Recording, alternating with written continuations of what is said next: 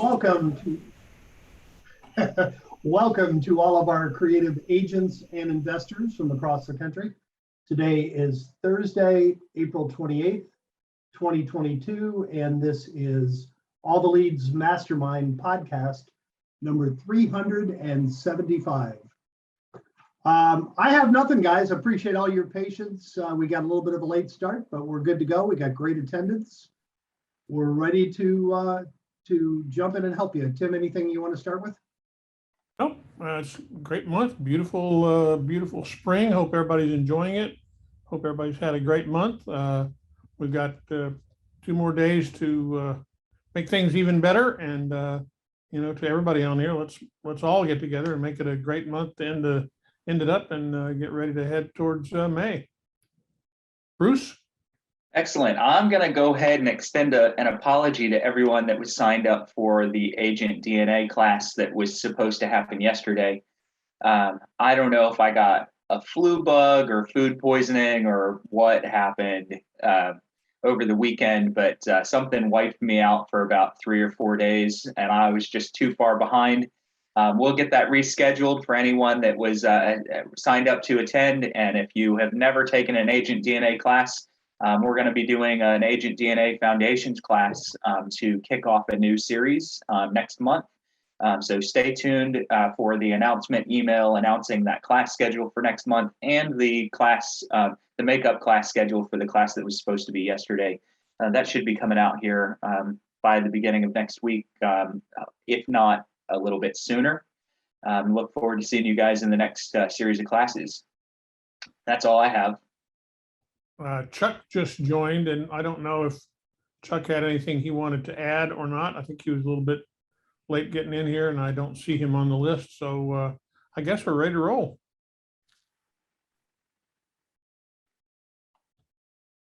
Chuck, did you have something? I saw you take a deep breath. Nope, I just wanted to say welcome to everybody to this week's call. Sorry for being a little bit late. We're burning the candle at both ends here in the Mid-Atlantic. So, yep, let's get on to some questions or what we got. All right, sounds good. It looks like first up is going to be Ryan. By the way, guys, since we're not hitting *6 on a phone call anymore, if you want to ask a question, you want to make a comment, share a win, we're still taking winner of the week. If you want any of that, just hover over the bottom of your Zoom screen. Click the reactions button and then raise your hand and we'll call on you. And what if they're watching on any other things like live or any of that sort of stuff? How will they ask questions? Yep, if you have a question you're watching on live, you can chat it into the chat bar underneath of the live recording, be that on Facebook or YouTube. And Lisa is monitoring that and she'll ask your question. Perfect. All right, let's go to Ryan. Ryan, you are up. Go ahead and unmute yourself. And what do you got? How's it going, everybody? How's it going? I've got actually 2 really quick questions. I am looking into a deal here, and I was both of the owners are deceased, and they opened probate, but the probate attorney also died. And that firm doesn't exist anymore. Have you guys ever heard about this or know what to do in this kind of situation? Okay, so the owner, the attorney of the probate firm has passed away, and they had already started the probate process. So what were they, mid process? Yeah, it seems like they were mid process. I can't find too much information on it because that firm just is not a thing, and nobody seems to know anything about the file or anything. This would be a great opportunity to reach out to a probate attorney of your own, establish a relationship, basically say, hey, I'm working on I might say a deal or a couple of deals. And the attorney that was working on those has passed away. Looks like those clients that he was working with are left hanging. I don't know all of their names, but I wanted to see if we might be able to work together to try to pull some clients over so that I could get some help getting these closed so that I can sell the real estate. And I think it's a great opportunity to reach out to another attorney. Some of those files have probably already been passed around to different attorneys, but this is you're a new attorney's in to those relationships, and I would find yourself an attorney ASAP that is interested in working with you to identify those people that were working with that attorney and getting it started. What you might want to do, I don't think you've been with us for a long time, Ryan. You might want to get some historic files out of your county and go through the list and find every case that has been open with that attorney's name on it, and reach out to as many of those people as possible. Gives you something extra to talk to your leads and your prospects about. Because not only do I sell the house and have a concierge service, but I'm also working to identify some of the folks that are working with John Smith, the attorney, and I'm not sure how your case is going. Could you fill me in? Okay, and then spin those over to your own attorney. Awesome. Yeah, that's great. I think that's a great idea. Yeah. All right. Bruce, it occurred to me that some of these people may have prepaid the attorney and they may have hopefully a refund coming, but that being the case, Ryan, you might want to, the attorney you reach out to, you might want to tell them the situation. And like Bruce said, if you have multiple, that's great.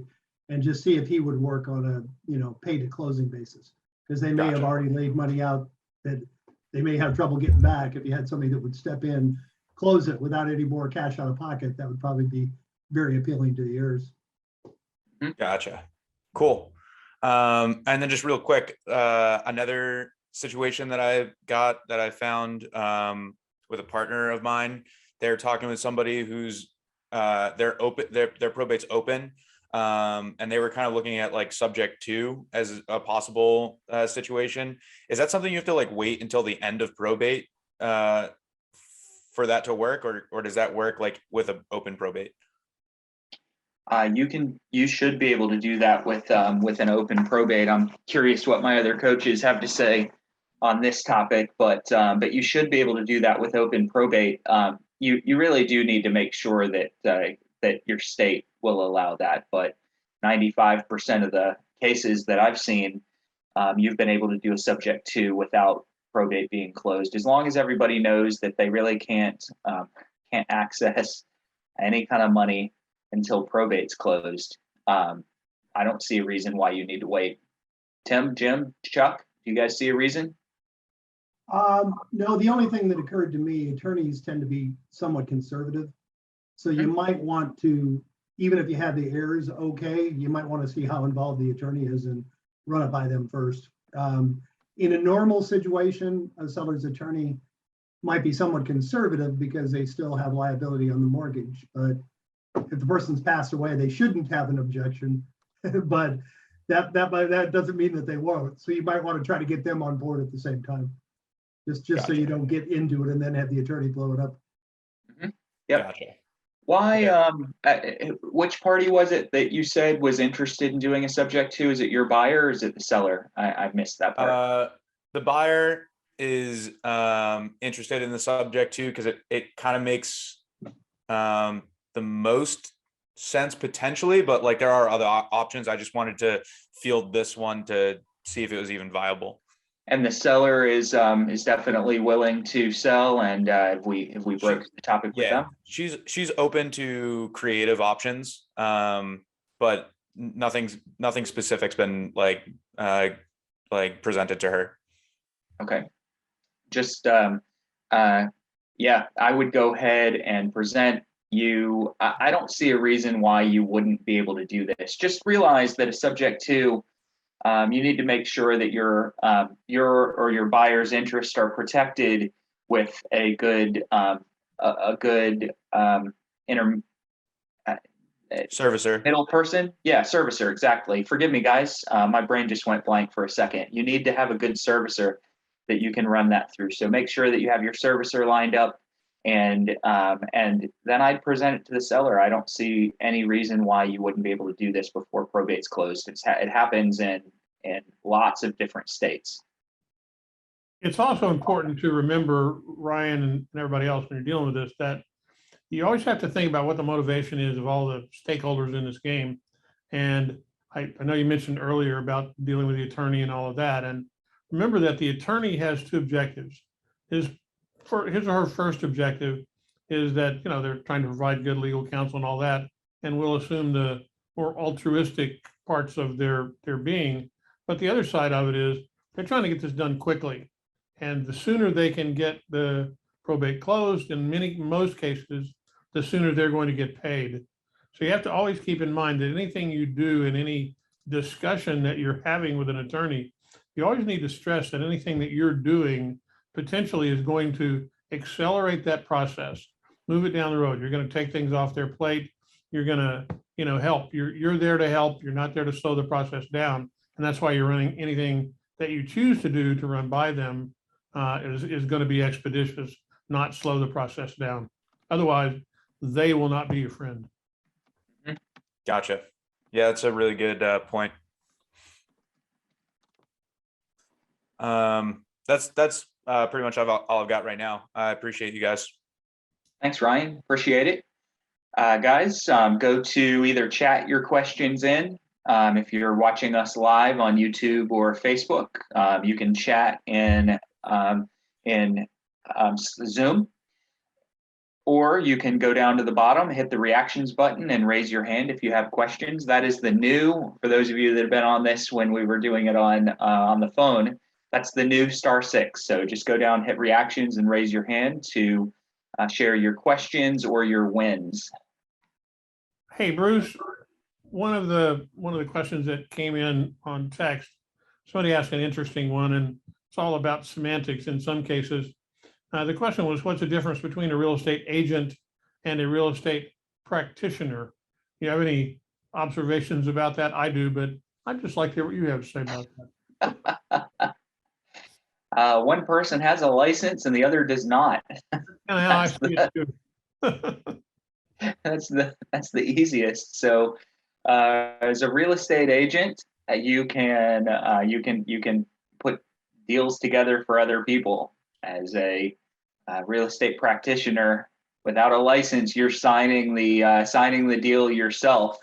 You may be able to sell that paper, but you can't structure a deal for two third parties. You have to be a principal in the deal. Okay, you can then sell the contract as a wholesaler, but you can't bring two parties together and get paid. That's basically all I have for you guys. Tim, did you have something else? No, I was pretty much going to say exactly the same thing. The issue is that in most cases, if somebody's a real estate agent and they have a license, they're going to say, I'm a real estate agent. Sometimes if folks are investors and they want to mitigate the fact that they're an investor and maybe don't want to present that way, they will sometimes use that term. But I think that, too often we get concerned with trying to be maybe a little more clever than we need to be. And talk about what you do with pride. If you're a real estate investor, you offer a lot of value to people as well. And I think that's important to do. If you carry yourself professionally and you try to do good things for all the people you deal with and treat them well, then it doesn't matter what your title is. What matters is what you're able to accomplish. But yes, I think that the difference is very stark.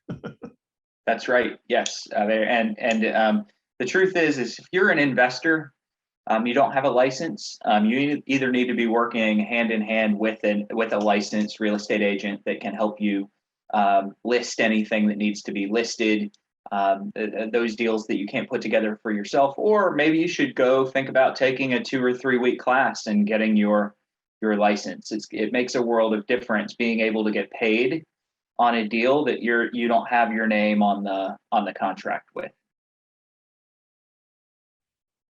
Great. Right. I have a quick question on that point. Yeah.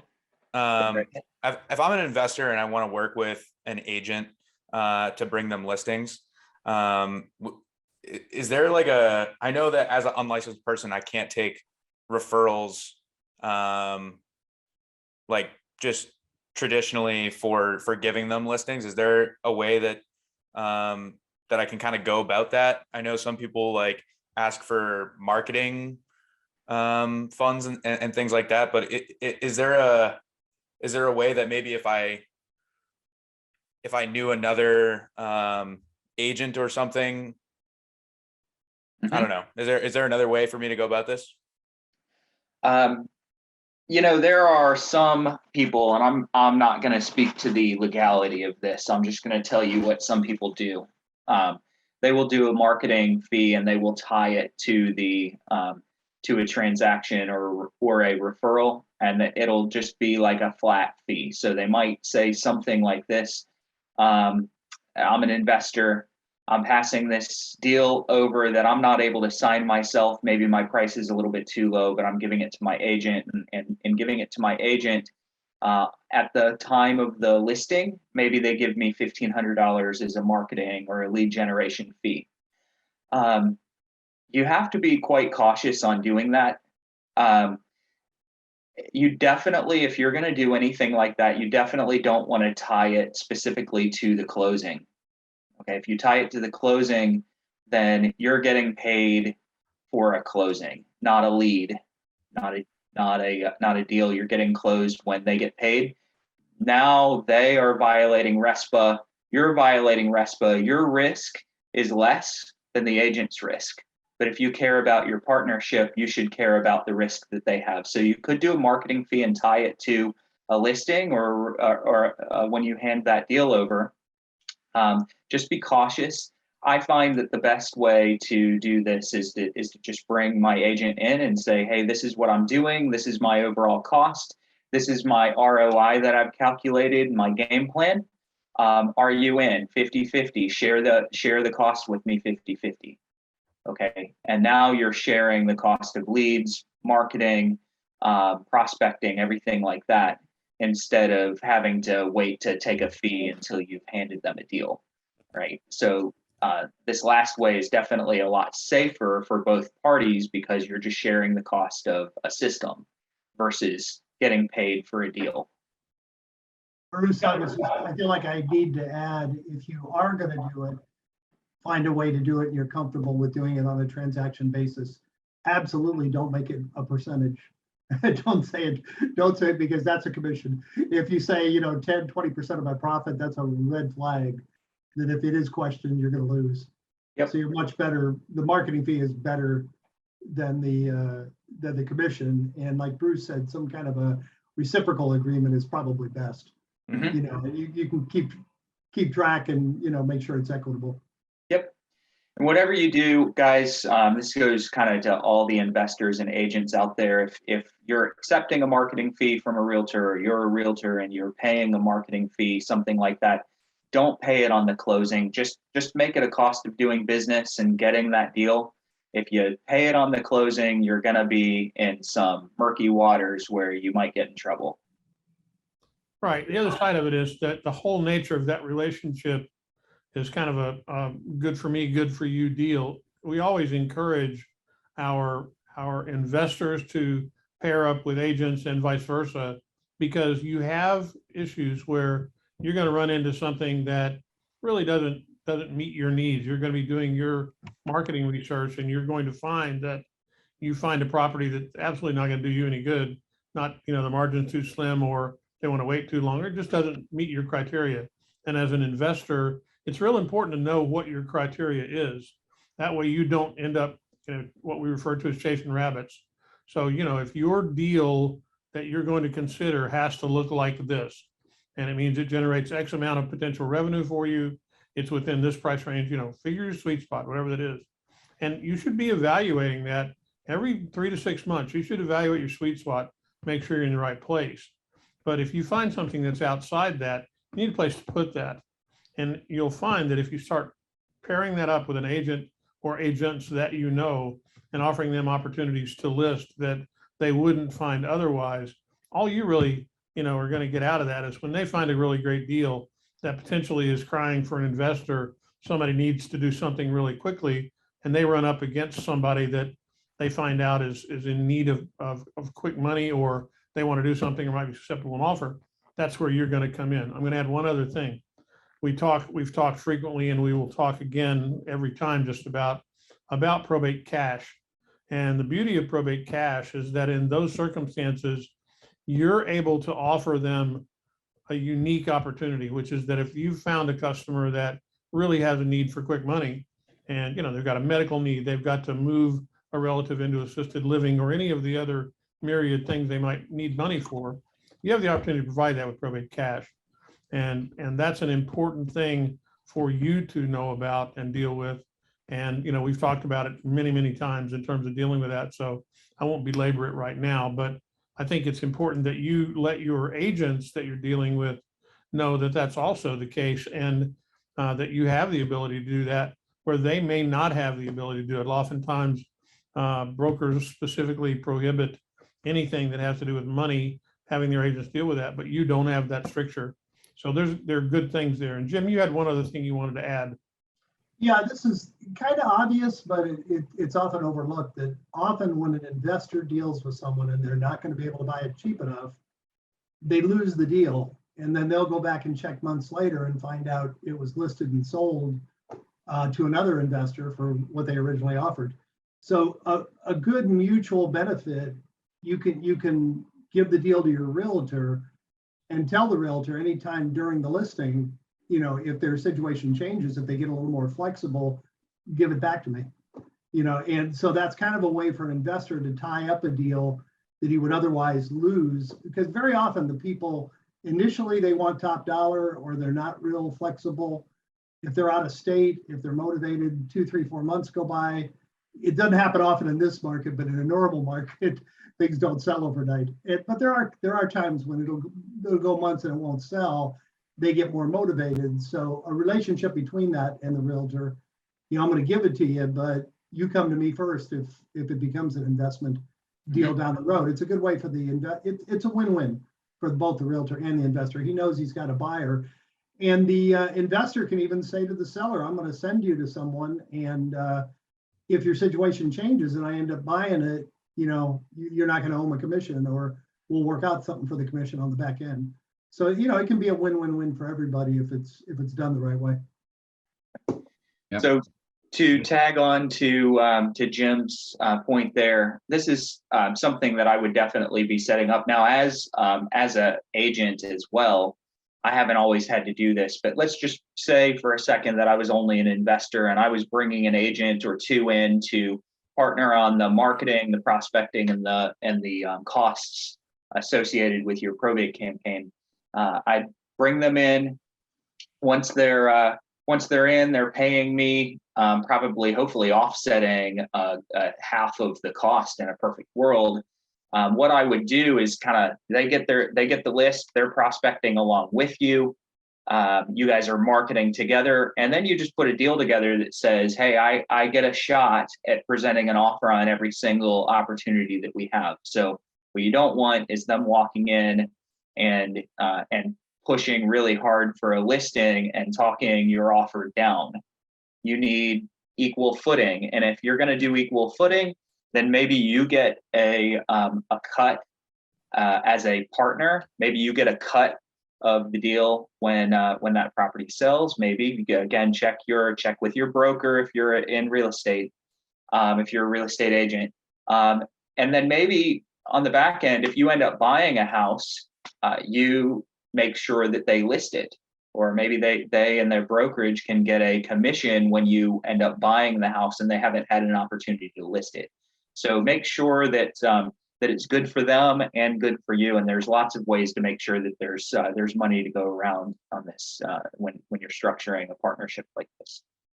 Bruce, I would even look at the flip side of that coin to say, I mean, if you're both doing the prospecting, you could also say, well, let me take care of the prospecting and I will serve you up the listing opportunities through doing the follow-ups and doing the vetting of that particular lead, because you can present yourself as an estate solutions company, and you've got a team of professionals that are there ready and willing to help them in whatever obstacle that they're facing, and to help them achieve those goals on settling the estate. So the other way to approach it would be, well, we'll take care of all the heavy lifting for you, agent. I just need your consistent partnership on to cover these marketing costs, because you don't have to do a significant amount of the work to get things set up. I've got warm leads all set up for you on a silver platter, and you take them and list them. So there's many different ways to be able to look at this and to be able to set up that relationship, which is the key for me. Is it all comes down to the relationship and how you're able to help each other win. Again, going back to the win-win scenario is key in all of this. Yep. All right. Ryan, you good? All set, thanks. Perfect. So before I get to you, Eric, you had your hand raised. Not sure if it's still raised. I'm going to call on you in a second, just in case it's not, or just in case it still is. Before that, we had a question come in from someone who's new to probate, and asked, if you don't have a team of service professionals yet, what do you say on your letters versus instead of saying, hey, I have a full team of service professionals? And I'm going to say that your team of service professionals are never going to be 100% complete. I've been in this space for 6, 7, 8 years, longer, shorter, I don't know. It's been a while. And I always run into scenarios where I don't have someone on my list. Does that stop me from marketing and talking about the fact that I handle everything and that I have a team? Absolutely not. As long as you know that you can find the individuals that are needed, go ahead and market it. So there are categories that I talk about in my letters and on my phone calls and in appointments. There are categories of service that I cover that I may be missing. For example, as of today, I'm missing a handyman, one of the easiest professions to find. But my handyman showed up 8 hours late to an appointment the other day, and I can't use someone like that. And they've blown me off the day before, someone I've used multiple times. Am I going to take handyman off of my list of service providers? Absolutely not, because I know I can go and find a new handyman really quickly. So if you don't have an HVAC tech, if you don't have a plumber or a moving company or a locksmith, that's okay. You can find them with 5 minutes of searching on Google, jumping into a Facebook group, calling your sphere of influence. You will find the individuals you need. So I'm going to encourage you to promote the team, whether it's completed, halfway complete, or you're just starting. Promote the team. Promote the team. You don't have to have everyone lined up right now. And even if you did, someone's going to disappoint you and you're going to have to replace them at some point. So promote that team regardless of where you are. It's a great opportunity for you to be able to, just as Bruce was saying, I mean, reach out to your sphere of influence, to your friends, etc., to reinforce what it is that you do. Maybe this is something that's new for you, and now you're helping people settle estates, whether they're going through probate or not. And what is the whole intent of marketing is to be able to get the word out about how it is that you help people. So it's a perfect opportunity for you to meet new people, which could be those professional resource partners. Also reconnect with people that you haven't been in touch with for quite some time. And I mean, it's the hashtag aspect Facebook scenario. For those of us that are licensed and have people that are tagging us whenever somebody says, who's the real estate agent that you would use on Facebook? I mean, it doesn't take longer than 6 minutes before you're 3 pages deep of, ooh, this person, this person, this person. The same thing goes for the plumber. You may have some, like estate sale companies. It may take some time before people say, oh, well, we used this company before. And I mean, you're going to want to be engaged with your sphere anyway, because you want to also be getting some of their experiences. So then you're able to then speak to prospects that are calling on your direct mail that you're sending out, or that you're initiating a call in your cold prospecting, you want to be able to have stories available to you that you can relate to their particular situation. So talking to as many of the people that already know you and asking for their help. I mean, people are just wired to help people. So when you ask them, hey, I need a hand, we're starting out this new portion of our business where we help people overcome the obstacles in the probate process. And they say, well, what's probate? Well, probate is the legal process to settle an estate. Have you ever dealt with that before with your family? Oh yeah. And then you can carry that conversation that way. But yeah, absolutely. You have a team, you just may not know their names yet.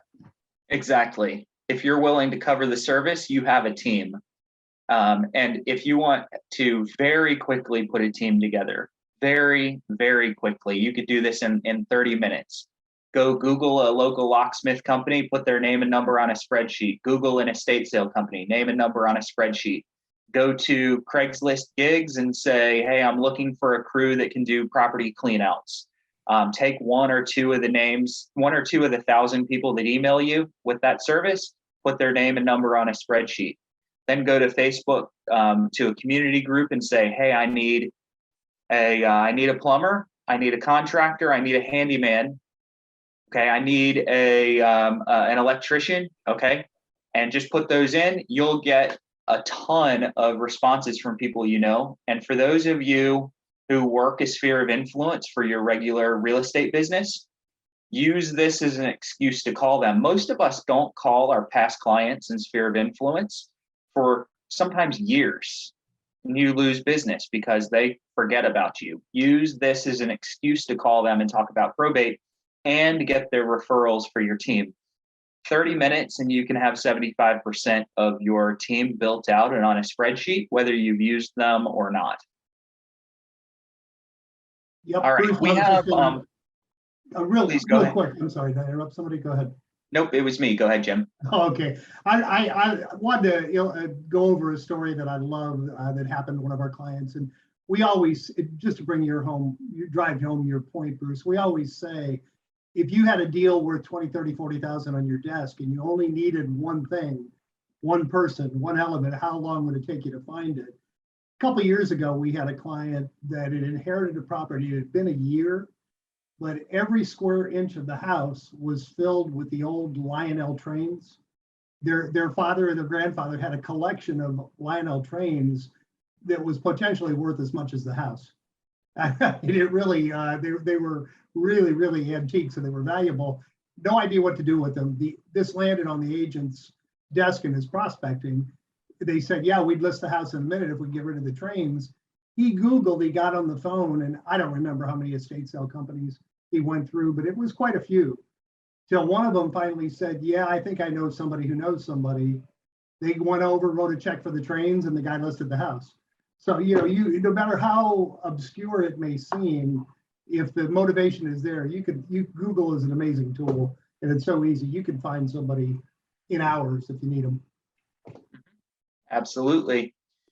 All right, we have a handful of chatted in questions. We'll get to those here in just a second. But before we do, I want to go to Eric and find out if you still had a question. Yeah, I do. I'm in Los Angeles, California, and a lot of these people are house rich and cash poor. So you guys are talking about loaning money to the personal representative or to the estate. How does that work? Tim? Yeah, I'll take that. So we've established a relationship with a company called Probate Cash. And what Probate Cash does is that they specifically take those issues. So let's just play it out as a scenario. You've got a property, there are 3 heirs, you've determined that's the case. And you also know that one of the 3 heirs is really desperate for money. Like you said, I live there as well. And so you always find people around there that, need money and are looking for things and are wanting to move quickly. So what Probate Cash does is they make a cash advance based on the value of the estate itself. And what they look for is they look for the ability of the person to repay the cash advance. And I'm referring to it specifically as that, not as a loan. Repay the cash advance based on the value of the estate. And they will wait for any repayment of the advance until the estate closes. So what it gives you the ability to do, oftentimes you may run into, and in particular in your market, you may run into something where it's an estate that's in a trust that's still going to have to get the house sold out of the trust or whatever.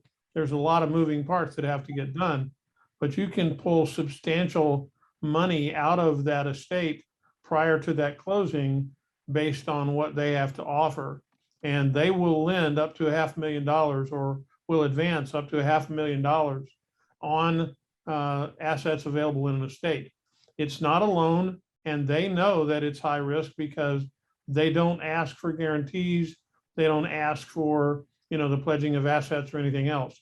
They specifically look at it as the result of it. They have an enforceable contract, but it doesn't mean that they'll always get paid, and they know that. So they make their loans accordingly, or they make their advances accordingly. Even I have trouble not saying loan all the time, but there's a reason that we do that, and there's a reason that it's not a loan, because there are different legalities pertaining to an advance versus a loan. So that's kind of how that works. We have information on our site about that. You just go in and fill out a quick form, and they'll get you with an agent who will speak with you about it and work with you on it.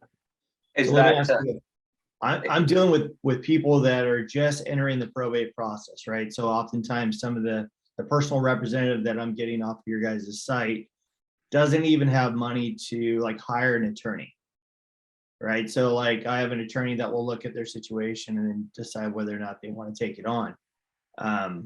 If I was to put them in touch with, say, the probate cash people, would that be frowned upon by an attorney, getting them into that relationship beforehand?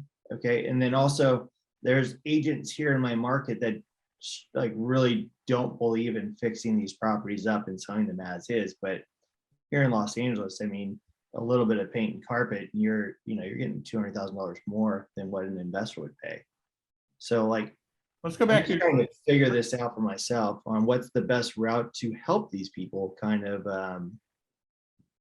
maximize. Let me go back to your first question, which is that, they don't even have money to pay the attorney. Your guy's going to look at it based on whether they want to take it on and, what the value of it could be and all that. That's great. It's great that you have an attorney that will do that.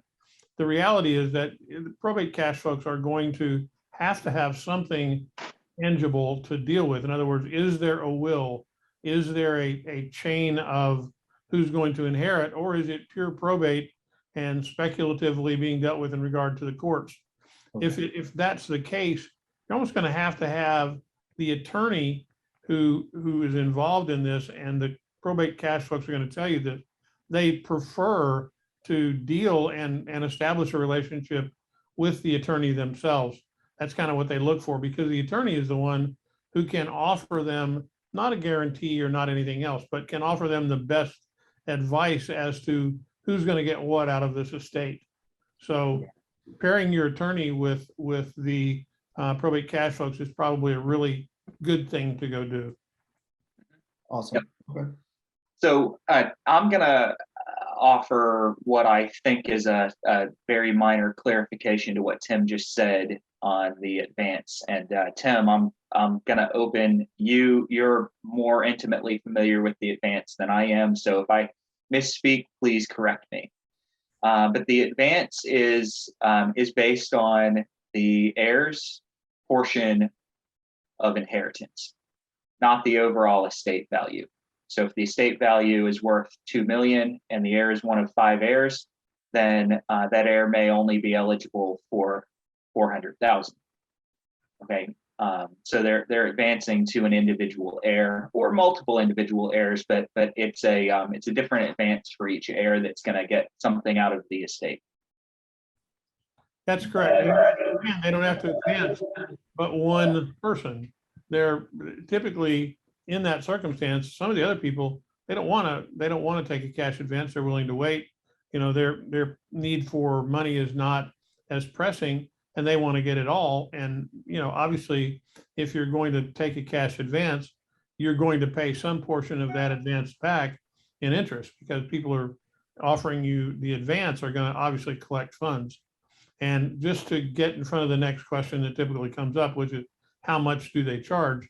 So their rates are based specifically on each case. And some of the components of that are, how long is it going to take for us to recoup our advance? How long, how much is there? Second thing is, what does the risk profile look like? Is it a hard tangible asset? Is it an estate, or is it a free and clear piece of property that's obviously going to be sold?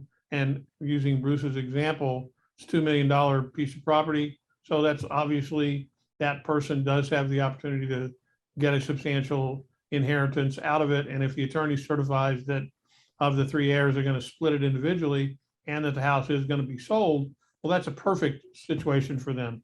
So they're happy to lend. The attorney can also tell them potentially how long it's going to take to get it closed based on their experience. Okay. Absolutely.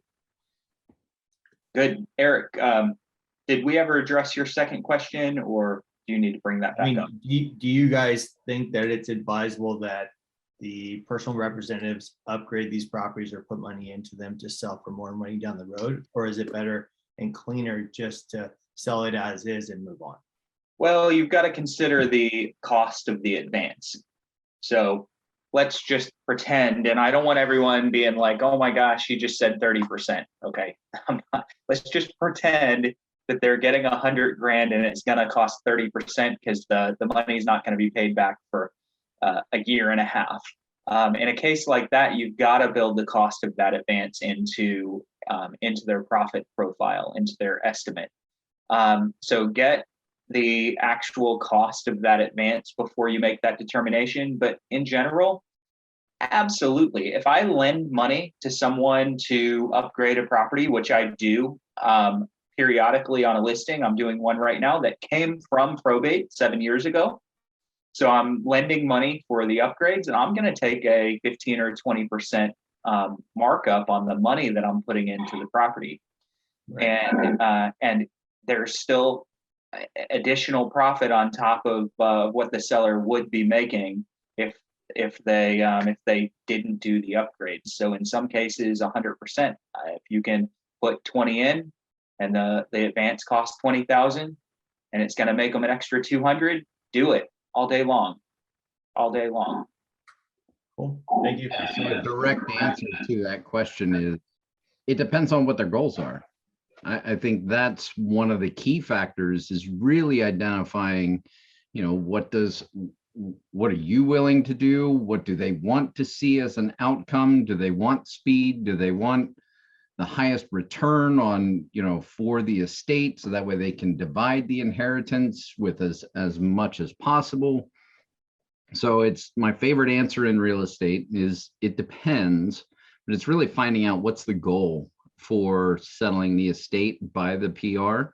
And that way you can outline each one of those. So I think having that menu of options, where one could be an all cash offer, one could be a creative offer, one could be hey, we help you fix and list. We could, there's a number of things. So if you can set out that menu of different options, you're going to be way ahead of many of the other agents and investors that are out there that only have one answer.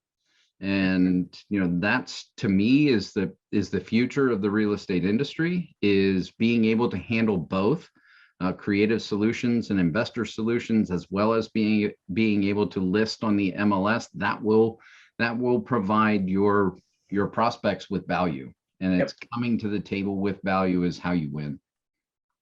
So there's a really great book out there written by Seth Godin. Those of you that like marketing and know marketing, you probably recognize Seth's name. Seth Godin, Godin, and it's called Linchpin. And it's basically for that little pin that goes in between the tongue of a vehicle or a tractor and whatever it's towing, and it's this tiny little pin that you can easily lose because it's really small. But that single pin holds the two pieces, holds all the pieces together, and that's what we're promoting to you guys is you are becoming a linchpin to handle anything from a cash advance to property clean out to estate sale to real estate transaction and about a million other things in between, because you're that one small pin that connects to everything else. And when you can become that person for these leads, or become that person for your sphere of influence, the people that you know, any other source of marketing, you're going to be indispensable to them, because everybody else that they call just sells a house, just does the plumbing, just does the loan or the advance, just does this, just does that. Become that one person that they can come to for anything that they need, and you'll control the market. And I don't care what the real estate market does, whether it crashes, it goes up, whether the iBuyers take over, I don't care what happens. If you're a linchpin in the lives of those that you're prospecting to or in relationship with, you're gonna get business and you're gonna grow your business no matter what happens with the market. Real fast, Chuck just put the linchpin book in chat. I think that's an Amazon link. Alyssa and Tim both posted the link to the cash advance program. So it's in chat. Just in case you can't see the chat, you're just going to go to my.alltheleads.com/cash advance. my.alltheleads.com/cash advance. And you'll get into our cash advance form and you'll be able to see what your prospects qualify for. Remember that it's not www, it is my. It's important to know that. Even sometimes we put this out there, people will still type in www.alltheleads.com. As Bruce said, it's my.alltheleads.com. We use different domains sometimes to make sure that we keep ourselves sane, because there's a lot of moving parts in our online presence. So this particular interactive form is at my.alltheleads.com/cash advance. Perfect. You good, Eric? Yep. All right. Tim, you wanted to take a question from Paul? Yeah, so we got asked a question, and Paul had asked, he had just gotten started with us, and his county's big, and he only services a portion of it, what he might be able to do with leads out of his area so that he's not wasting money on leads he doesn't want to pursue.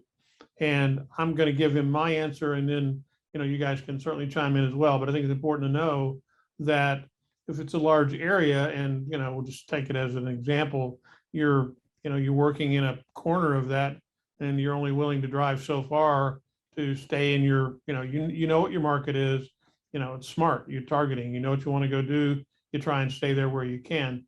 Obviously, if something leaps out at you and you want to go after it, you may want to bend your own rules a little bit, but generally speaking, if it's outside of your market, but it's in your county and you've got the data and you take a look at it, it would be wise for you to have either an agent or an investor that you recruit in the other part of the county and say, hey, look, I'm getting these leads.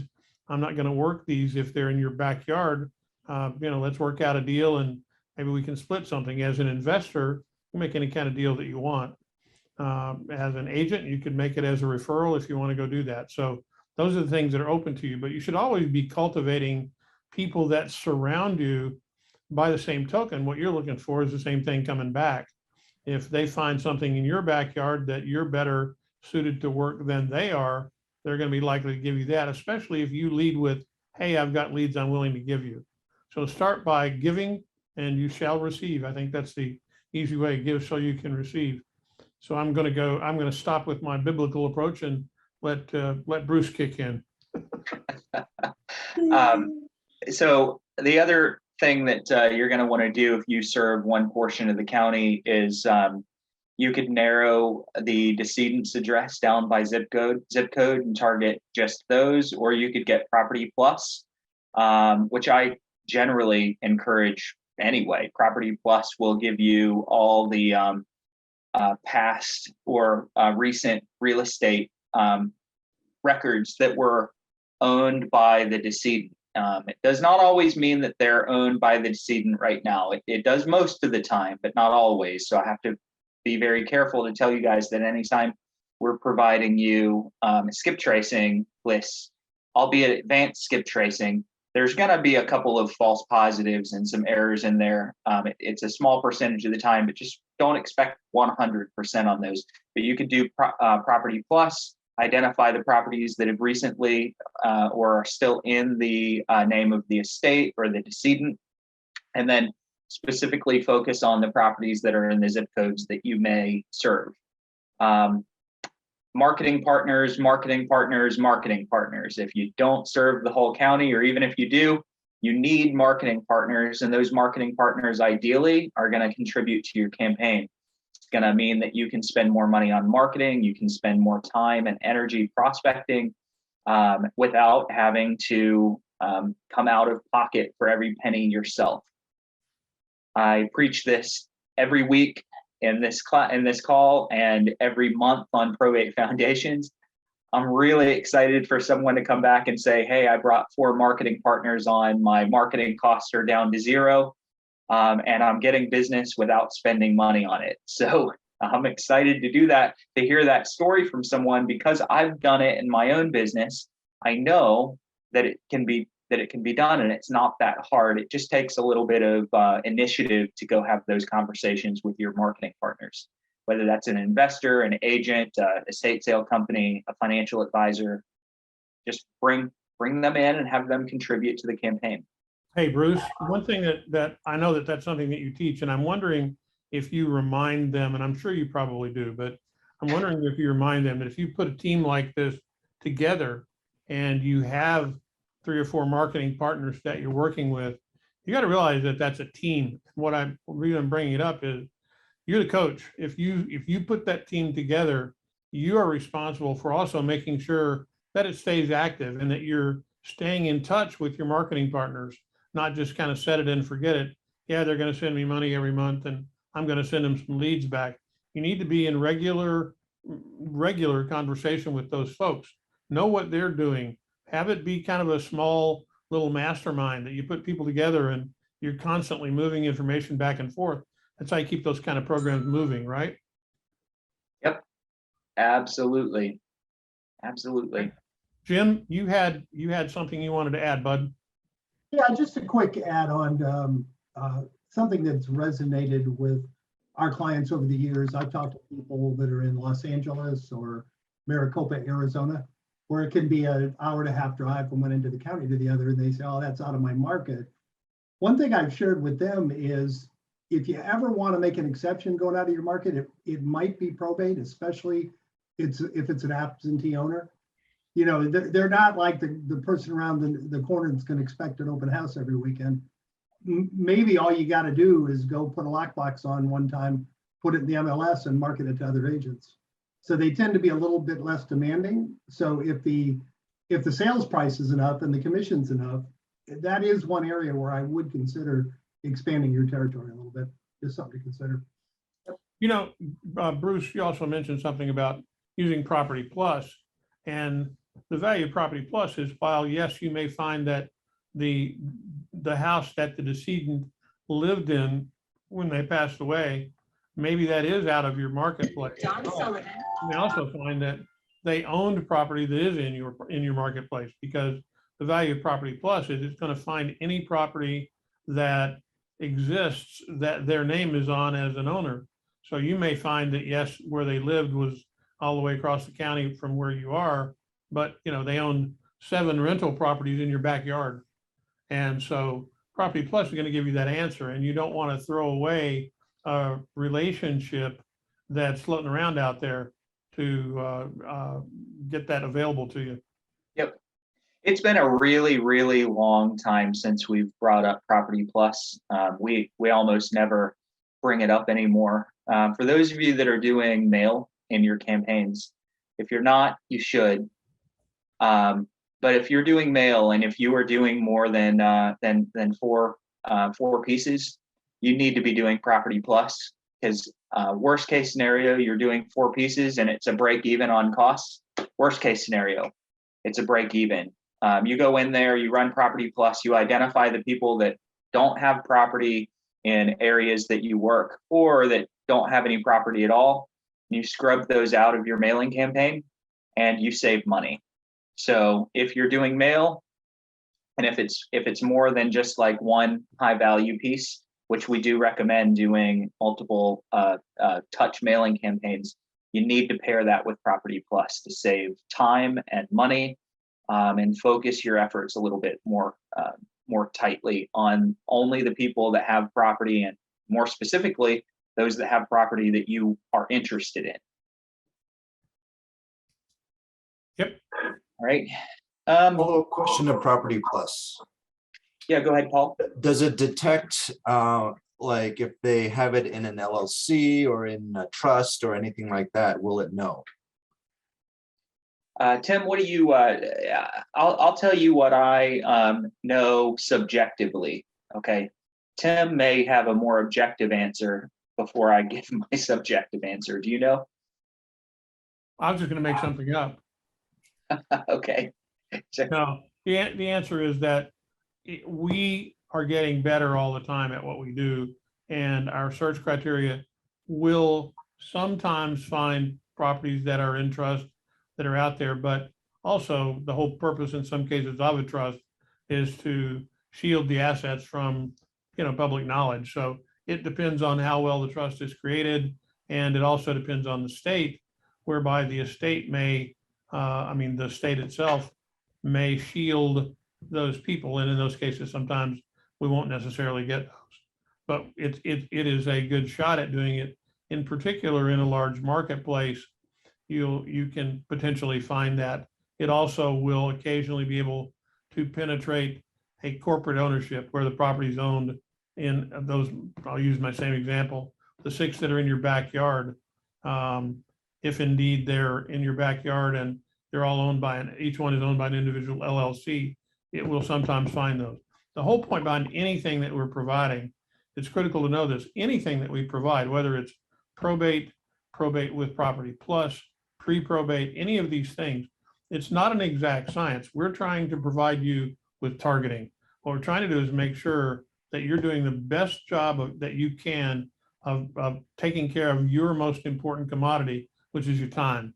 So anything that we can do to keep you from wasting time looking at or working at something that isn't going to do you any good in the long term, that's what we're trying to do. Not an exact science. We're never going to be 100% accurate. So focus on the good, not the bad, because we do a great job of giving you the best information in the business. We're better at it than anybody else. He says humbly. Yeah. Exactly, right. So real quick, Paul, and then we've got either one person that's asked a question twice or 2 people that have asked the same question. I can't figure out which one, but to Tim's point a second ago, my subjective, and this is just coming from looking at my own leads. What'll happen, I'll run Property Plus against my lead list. Let's say 85% will turn properties up.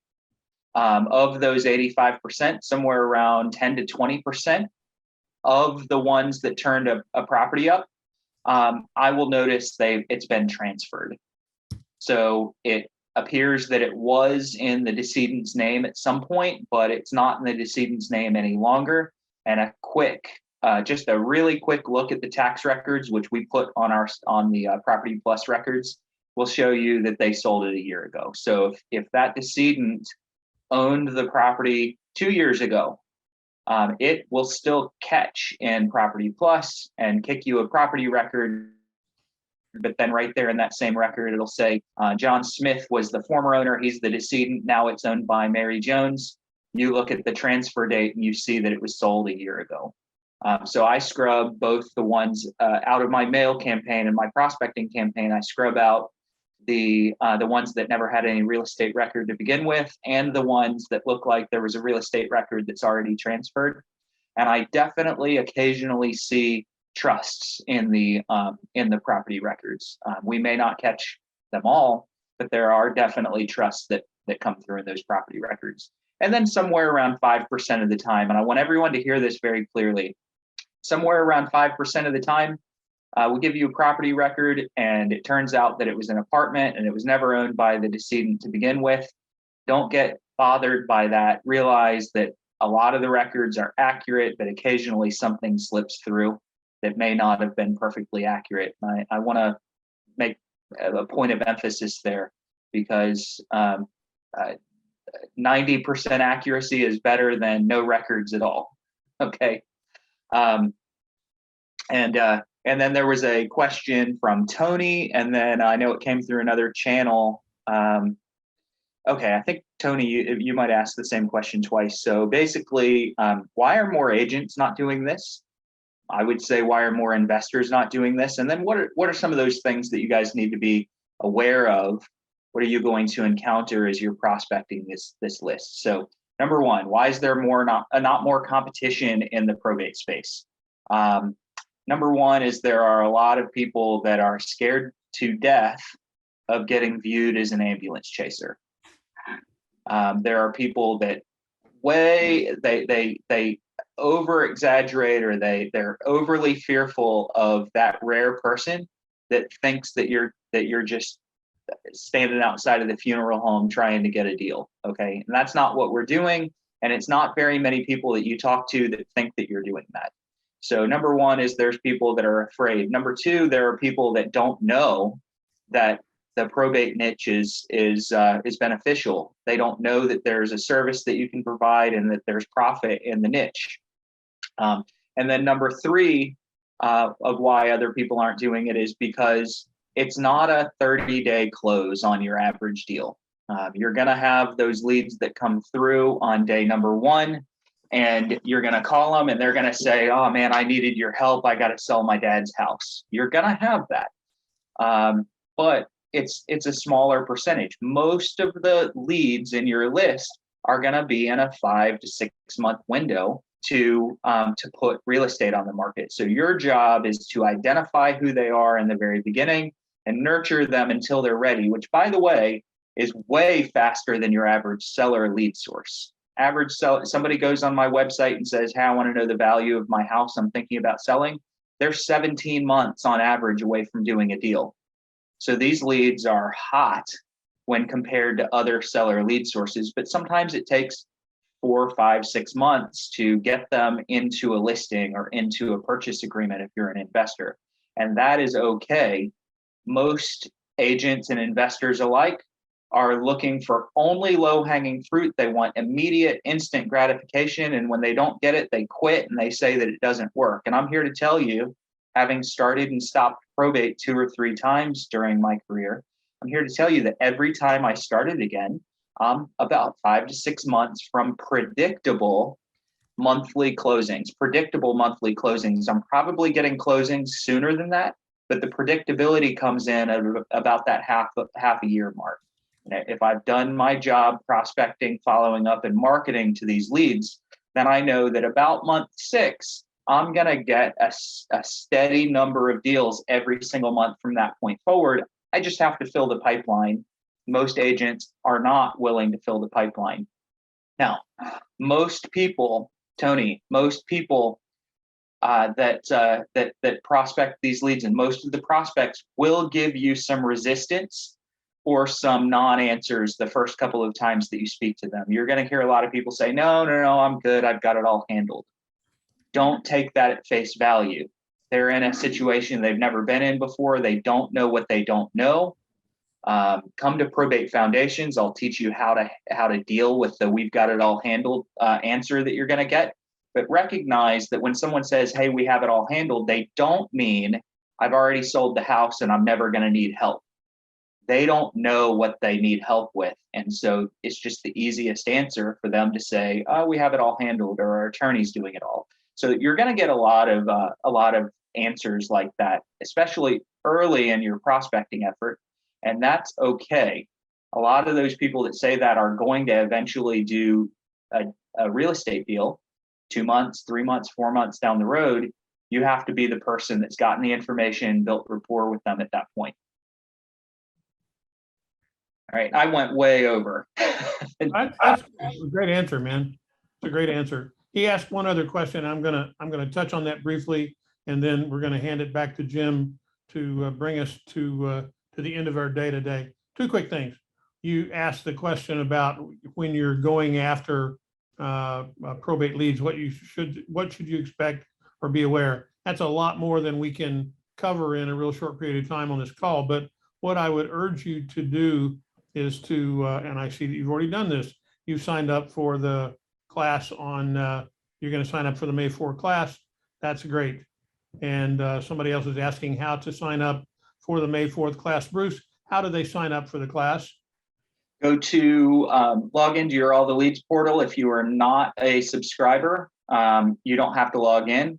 You go to training. So you click on the training drop down, whether you're logged in or not. Go down to professional real estate coaching, and there's going to be a registration link there for probate foundations. And I want everyone to know it might be, and it is in chat. Alyssa just put it in the chat as well. Those of you that don't know this, it is a 2-day class. So if you sign up for May 4th and you don't make it to May 5th, you're going to get 1/2 of the class. It's about 2.5 hours each day. Half of the class is better than none of the class. So I don't care if you can only make it for 1 day, just get there. But when you sign up, make sure that you know that it's 2 afternoons. Okay, that's great. The only other thing I was going to say, and then Jim, start clearing your throat so you can give us a good send up, is these are great. This is a great format. We've switched to this over the last few weeks, and we're still obviously kicking the jams out a little bit and getting this done. So, but we're monitoring that chat so that we get questions there. We've gotten some in from live. We get them in from text chats and other places that we get it. We love to get the questions. We absolutely do the things that we need to do to, get things going and make sure that we answer everybody's questions. And that's kind of the point about doing it that way. And, I see that there are a couple of hands that popped up real quick. And unfortunately, guys, we got to bring this to a close. We're kind of at the end of the day here. So if you have a question that doesn't get answered here or anything like that, I think anytime that you need to do this, if you'll just send an email to support@alltheleads, we'll be happy to answer it. If you call us, we'll be happy to answer it. Somebody will get right back to you or take your call live and get it done. And, we're here to help. We'll do it anytime we can. We just try to be respectful of everybody's time here. And we ask people to carve out an hour of their lives to make sure that we get as much power into this hour as we can. It's an hour of power. Jimmy, send us home, buddy. All right, our longest call in a long time. It was worth every minute of it. It's no longer a call, it's a meeting. I've got to start calling it a meeting. I want to thank each and every one of you for attending the meeting. I want to particularly thank those of you who actively participated. I want to challenge each of you, take one idea that inspired you on today's call, go out and put it into practice, and please come back next Thursday and share your results with the group. Thanks again, everybody. We will see you same time next Thursday. Take care.